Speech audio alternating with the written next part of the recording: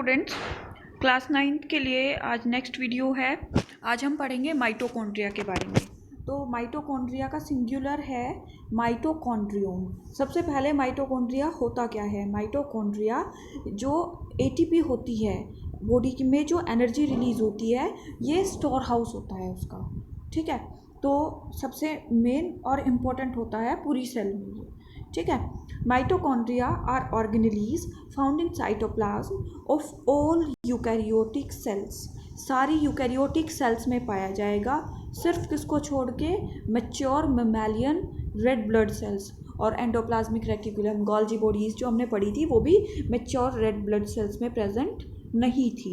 They are also not present found in prokaryotic cells. देखो, ये prokaryotic cells में भी नहीं पाई जाती है, मतलब यूनिसेल्युलर सेल्स में भी नहीं पाई जाती है। तो यूनिसेल्युलर अपना फूड कैसे ऑब्टेन करते हैं भाई? वो स्टोर करके नहीं रखते, वो तो डायरेक्टली फूड लिया उन्होंने बॉडी में, लेके ऐसे ही एनर्जी यूज़ कर लेते हैं और थ्रू आउट कर देते हैं। तो उसमें कोई स्पेशल स्टोर करके रखने का या फिर स्प्लिट करने का, बाद में यूज़ करने का कोई मैकेनिज्म नहीं होता है। Mitochondria are usually rod shaped और filamentous organelles bounded by two membranes. कैसे होते हैं? या तो रॉड शेप्ड या फिलामेंटस ऑर्गन जो है ऑर्गेनेलीज होते हैं, जिसमें दो मेम्ब्रेन होती है। मतलब कैसी होती है? Double membrane.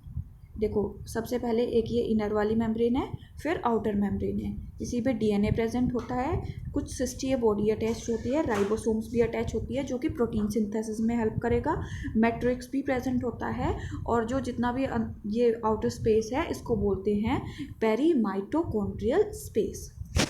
ठीक है, तो जो पेरीमाइटोकॉन्ड्रियल स्पेस है वो किसी भी, देखिए लिखा हुआ है, दो मेम्ब्रेन के बीच में प्रेजेंट होता है, इनर मेम्ब्रेन और आउटर मेम्ब्रेन के बीच में। आउटर मेम्ब्रेन जो होती है वो स्मूथ होती है, और जो इनर मेम्ब्रेन होती है उसमें कुछ फोल्ड लाइक स्ट्रक्चर्स होती हैं जिसको बोलते हैं क्रिस्टिए। ठीक, क्रिस्टिए जो हैं वो सरफेस एरिया बढ़ाती हैं इनर मेम्ब्रेन का। ओके, अब पढ़ेंगे इसके कुछ अदर जो पार्टिकल्स इसमें पाए जाते हैं।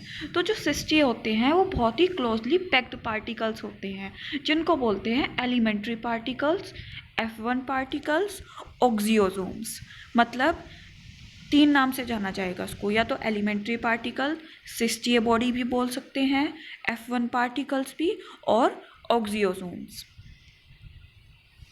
इनर मेम्ब्रेन जो है उसमें कुछ स्पेस होता है जिसके अंदर क्या प्रेजेंट होते हैं? Mitochondrial matrix. मैट्रिक्स में एंजाइम होते हैं जो एनर्जी रिलीज करवाने के लिए ज़रूरी होते हैं, मतलब एनर्जी को, एटीपी को स्प्लिट अप करते हैं। तो माइटोकॉन्ड्रिया कॉमनली क्या बोला जाएगा? इसको पावर हाउस या power plants of the cell बोला जाएगा। क्यों? क्योंकि इसमें वो एंजाइम्स, वो रिक्वायर्ड एंजाइम प्रेजेंट है जो कि फूड का ऑक्सीडेशन करेंगे, मतलब फूड को स्प्लिट करेंगे और उसमें से एनर्जी रिलीज कराएंगे। Food in energy in food molecules is converted here into usable energy and stored as ATP. और जब ये चाहिएगा फिर ये एटीपी एनर्जी यूज़ कर लेंगे बाद में। मतलब क्या होगा? यहाँ पे एनर्जी स्टोर भी होगी, एनर्जी स्प्लिट भी होगी, तो दोनों ही काम होंगे। Mitochondria have their on DNA and ribosomes. अभी हमने फिगर में देखा था कि माइटोकॉन्ड्रिया में दोनों डीएनए और राइबोसोम्स प्रेजेंट होते हैं। राइबोसोम प्रोटीन सिंथेसिस और डीएनए नेक्स्ट कॉपीज बनाने में हेल्प करेगा। तो ये क्या होंगे? इनकी राइबोसोम्स अपने खुद के प्रोटीन भी बनाने में हेल्पफुल होगा। फंक्शंस क्या है? माइटोकॉन्ड्रिया जो है सेंटर होते हैं सेल्यूलर रेस्पिरेशन के। सेल्यूलर रेस्पिरेशन मतलब सेल में जो रेस्पिरेशन की प्रोसेस होती है उसमें, और प्रोडक्शन करते हैं एटीपी मॉलिक्यूल्स का। एटीपी जो प्रोड्यूस होगी, सेकंड पॉइंट, एटीपी जो प्रोड्यूस होगी माइटोकॉन्ड्रिया में, वो सेल यूज़ करेगा कुछ वाइटल एक्टिविटीज़ को परफॉर्म करने के लिए।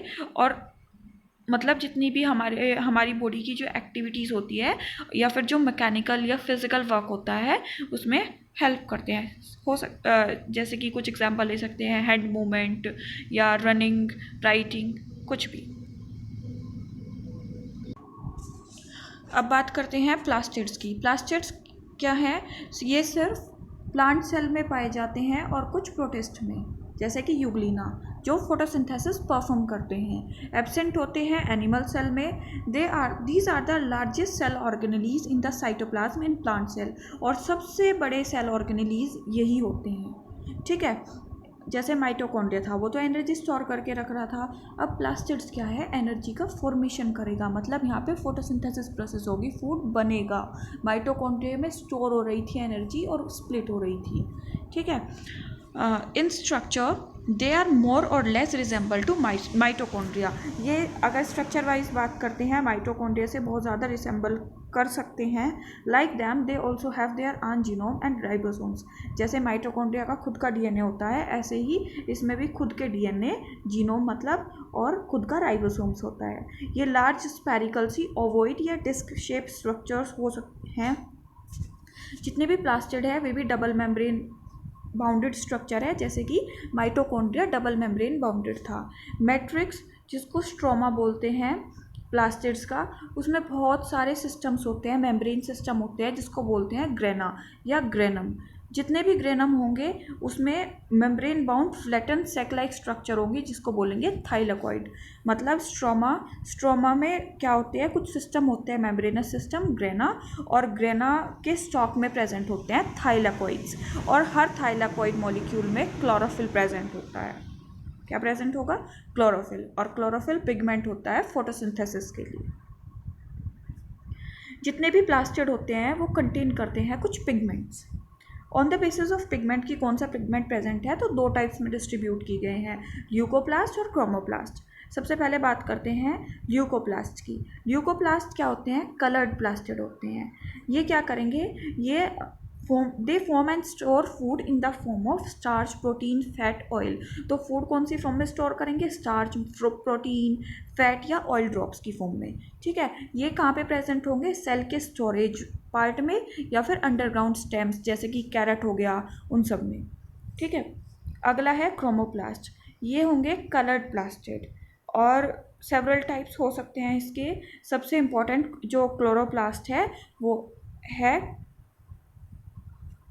सबसे इम्पॉर्टेंट जो क्रोमोप्लास्ट है वो है chloroplast. Chloroplast green pigment photosynthesis में हेल्प करेगा।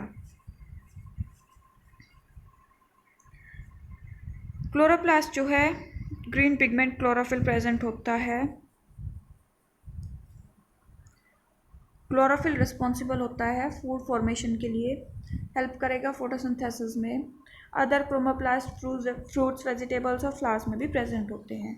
तो ये स्ट्रक्चर है, स्ट्रोमा हो गया, ये ग्रेनम, इनर और आउटर 2 मेम्ब्रेन्स है जैसे कि माइटोकॉन्ड्रिया में थी, और 2 थाइलाकॉइड्स प्रेजेंट होते हैं, और उसमें स्ट्रोमा लेमिले भी प्रेजेंट है।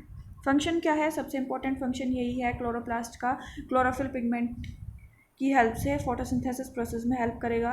ल्यूकोप्लास्ट स्टोरेज सेंटर होते हैं प्रोटीन, स्टार्च और ऑयल्स वगैरह के, और क्रोमोप्लास्ट जो है फ्लावर्स को, फ्रूट्स को कलर होता है ताकि इंसेक्ट्स जो है पॉलिनेशन में उसको हेल्प करें, और कई बार फ्रूट डिस्पर्जल में भी हेल्प करेगा। ये होमवर्क होगा आज का,